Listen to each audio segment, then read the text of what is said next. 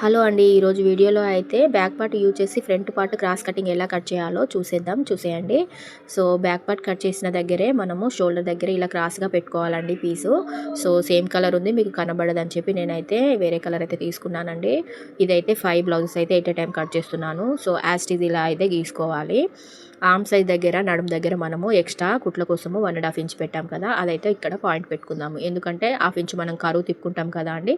So అటు ఇటు కాకుండా కరెక్ట్గా ఆ పాయింట్ దగ్గరికే కరువు తిప్పుకోవాలి. సేమ్ బెల్ట్ కోసం ఇలా మనం మలవడం అవసరం లేదండి. 2 ఇంచెస్ పైకి తీసుకోవాలి.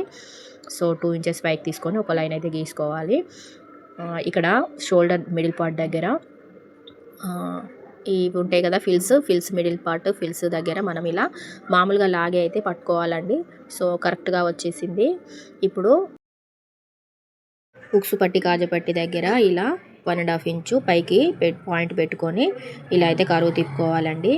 సో నెక్స్ట్ ఏంటంటే మనము ఫ్రంట్ నెక్ అయితే చూసేద్దాం. ఇలా 1/2 ఇంచ్ ఖర్చు దగ్గర మనం కుట్టు దగ్గర కరెక్ట్గా పెట్టేసి నెక్ అయితే ఇలా చూసుకోవాలండి. ఉక్సు పట్టి దగ్గర మనకి 3/4 ఇంచు ఇలా 3/4 ఇంచు మిగిలినట్లయితే మనకి కరెక్ట్ నెక్ అనేది వస్తుంది. షోల్డర్ దగ్గర కూడా చూసేయండి.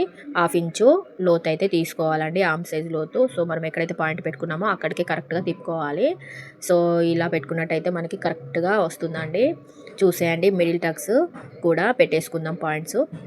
సో ఇక్కడ ఉక్సు పట్టి కాజపట్టి దగ్గర మనకి కరువు తిప్పుకున్నాం కదా అండి, అక్కడైతే 4 ఉందండి. 4లో సగము 2 దగ్గర అయితే మనం ఇలా పాయింట్ పెట్టేసుకోవాలి. మిడిల్ పాయింట్ కూడా చూసేయండి. షోల్డర్ దగ్గరికి స్ట్రేట్గా అయితే ఇలా చూసుకొని మనం ఇది 30 సైజ్ బ్లౌజ్ కాబట్టి 3 అయితే తీసుకున్నానండి. సో అటు 1 ఇంచు ఇటు 1 ఇంచు తీసుకొని ఇలా క్రాస్గా ఒక లైన్ అయితే గీసుకోవాలి. ఆర్మ్ సైజ్ దగ్గర టక్స్ కూడా ఇలా మనము క్రాస్లో పెట్టాలండి. ఇలా పెట్టినట్టయితే మనకి కరెక్ట్గా వస్తుంది. చూసేయండి. మిడిల్లో ఇలా ట్రయాంగిల్ షేప్ వచ్చినట్లయితే మనకి చెస్ట్ పాయింట్ అనేది కరెక్ట్గా సెట్ అవుతుందండి. ఇలా కట్ చేసుకున్నట్టయితే మనకి ఫ్రంట్ పార్ట్ అనేది ఈజీగా నీట్గా ఉంటుందండి.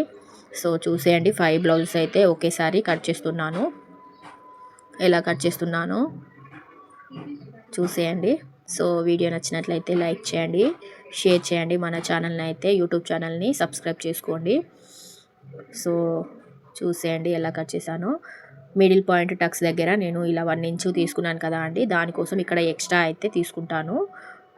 ప్రతి బ్లౌజ్కి అయితే ఇలా ఎక్స్ట్రా తీసుకోవాలండి. అలా తీసుకోవడం వల్ల మనకి క్లాత్ అనేది కుట్ల కోసము కరెక్ట్గా మిగులుతుంది. లేకపోతే ఇది ఫ్రంట్ పార్ట్ కొంచెం తక్కువ అవుతుంది సైడ్ జాయింట్స్ వేసేటప్పుడు. సో ఇలా మనం కట్ చేసుకున్నట్లయితే ఫ్రంట్ పార్ట్ అనేది మనకి కరెక్ట్గా వస్తుందండి. Thank you.